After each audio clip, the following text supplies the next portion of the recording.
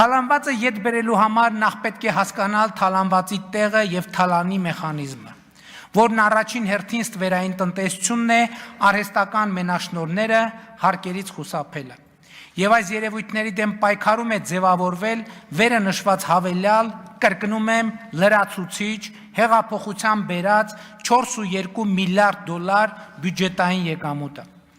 Պետք է խոստովանեմ, որ թալանվածը ետ բերելու, հանցագործներին պատժելու հեղափոխական օրակարգը մոռացության մատնելը մեր հասցեին ամենահաճախ հնչող մեղադրանքն ու քննադատությունն է։ Բայց ուզում եմ միանգամից ասել, որ կտրականապես մերժում եմ այդ քննադատությունը հետևյալ պատճառաբանությամբ։ 2018 թվականի ժողովրդական ոչ բռնի թավշյա հեղափոխությունը այո տվել է թալանվածը ետ բերելու, հանցագործներին պատժելու խոստում։ Բայց հեղափոխությունը եւ անձամբ ես խոստացել ենք նաեւ, որ հեղափոխության հաղթանակից հետո Հայաստանում վենդետաներ չեն լինելու, որ Հայաստանը լինելու է օրենքի եւ իրավունքի գերակայության երկիր։ Ուրեմն ինչպես ենք համատեղելու այդ թվում է իրար հակասող օրակարգերը։ Իրականում օրակարգերը իրար չեն հակասում եւ մենք հենց այդ օրակարգերի իրակցմամբ ենք զբաղված եղել եւ շարունակում ենք դրանով զբաղվել, այն է բացառել վենդետաները, վերադարձնել թալանվածը,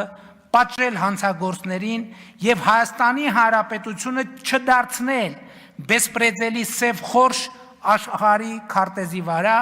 այլ ընդհակառակը օրենքի գերակայությունը դարձնել անշրջելի եւ ինստիտուցիոնալ։ Սա հարցի իրավաքաղաքական եւ բարոյական կողմն է, բայց կա նաեւ գործնական կողմը։ Խնդիրն այն է, որ ինչպես ասել եմ բազմիցս, թալանվածը պահեստավորված չէ մի կոնկրետ հասցեում, որ գնաս բարձես բեռնատարները եւ վերադարձնես։ Թալանվածը տեղաբաշխված է տարբեր տեղերում, տարբեր ձևերով։ Երբեմն դա Հայաստանում է, երբեմն արտերկրում, երբեմն մեզ հայտնի անձանց անունով է, երբեմն մեզ լրիվ անծանոթ դրածո անձանց անունով, երբեմն անշարժ գույք է, երբեմն գումար, երբեմն արվեստի գործ, երբեմն բաժնետոմս, երբեմն գոհացված է անհատից, երբեմն կառավարությունից, երբեմն համայնքից, երբեմն իրավաբանական անձից։ Երբեմն օտարված է երրորդ անձի, որը բարեխիղճ ձեռքբերող է եւ կապ չունի թալանի եւ կոռուպցիոն սխեմաների հետ, շուկայում տեսել է իրեն հետաքրքրող ապրանք եւ օրինական կերպով պարզապես գնել։ Ինչ ենք մենք արել ուրեմն։ 2019 թվականից սկսել ենք թալանի գործյան հանգույցը արձակելուն ուղղված համակարգ ձևավորել։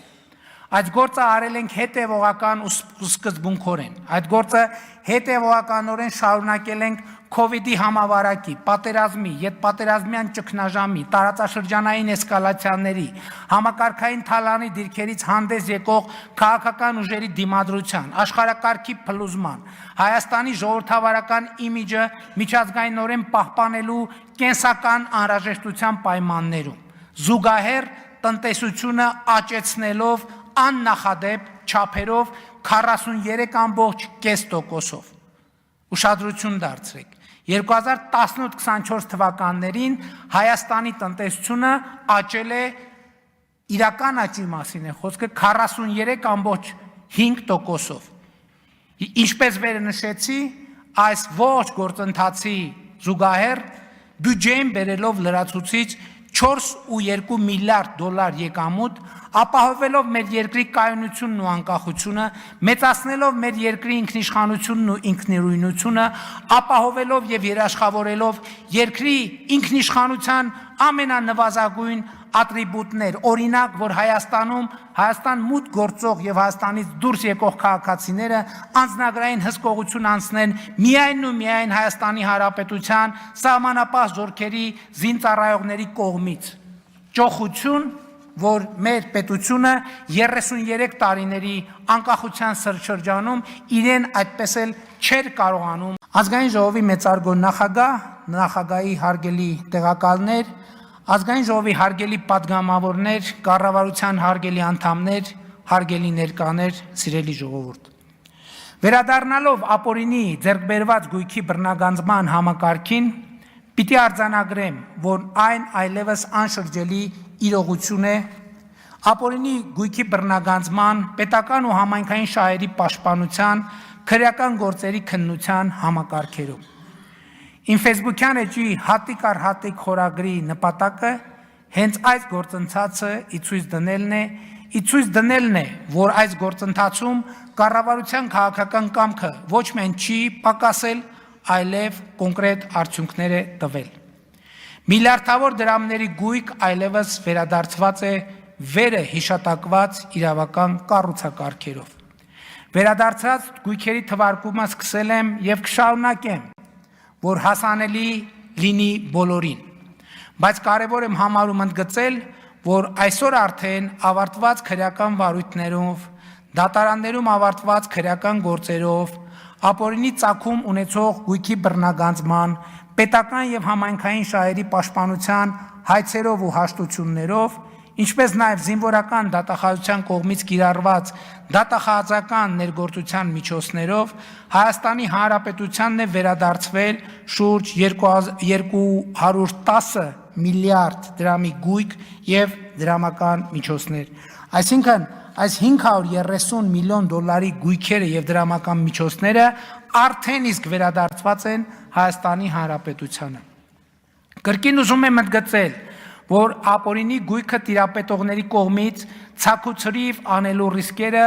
առավելագույնս կառավարվում են, որովհետև շուրջ 1.7 միլիարդ դոլարի գույք այսօր գտնվում է կալանքի կամ արգելանքի տակ։ Վերը նշված, վերադարձված եւ կալանքի տակ գտնվող գույքերը պատկանում են նախկին նախագահների, նախարարների, համայնքների ղեկավարների, քաղաքացիական եւ զինվորական բարձրաստիճան պաշտոնյաների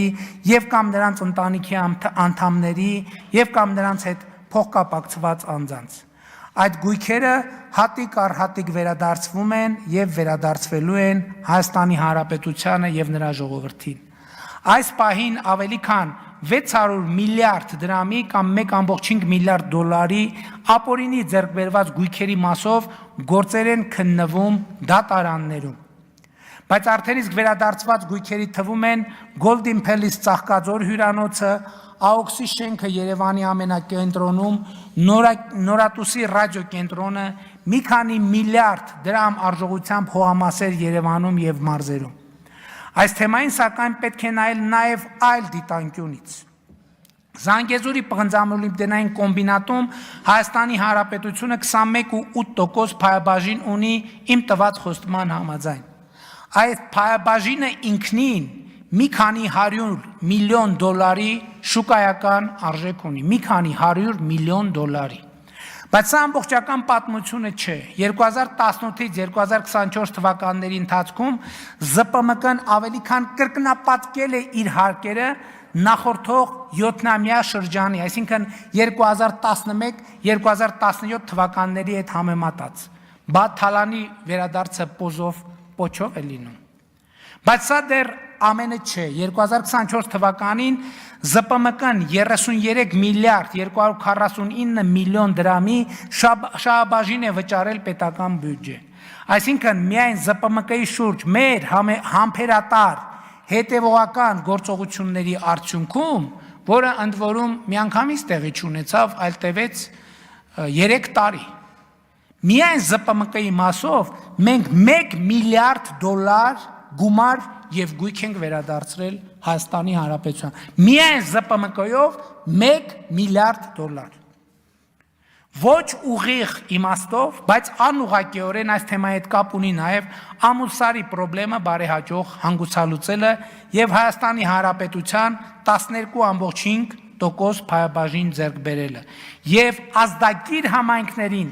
տարեկան 7 միլիոն դոլար հավելյալ գումար վճարելու պարտավորության արձանագրումը։ Վիվասել ընկերության վաճառն ու կառավարության 20% փայաբաժին ձեռք բերելը։ Viva Armenia ընկերությունն էլ 2025 թվականին բացի վճարված հարկերից պետական բյուջե է վճարել 2 միլիարդ դրամ փայաբաժին։ Չմոռանաք հավանել տեսանյութը եւ բաժանորդագրվել Civic AM-ի YouTube-յան էջին։